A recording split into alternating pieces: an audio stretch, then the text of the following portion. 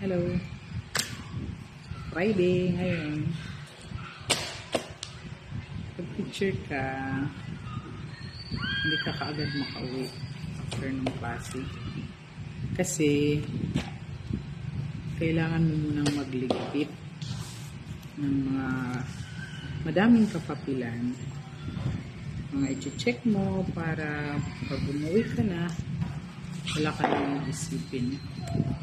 Kasi ang buhay ng teacher, alam niyo po,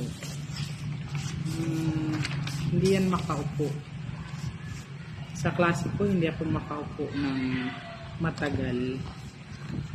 Uupo sandali para mag-check. Pero, hindi ka uupo ng wala lang, manonood lang sa mga bata. Hindi. Kailangan mo talagang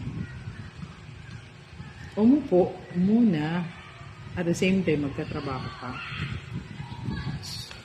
So, paglabasan na dun ka palang makakapagtrabaho.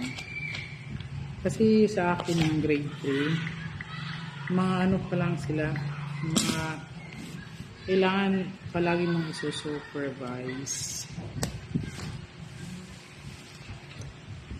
Hindi katulad ng ibang teacher na pwede kang magpasulat. Tapos,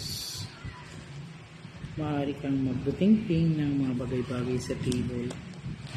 Sa primary, mahirap yan. Kailangan trabaho ka.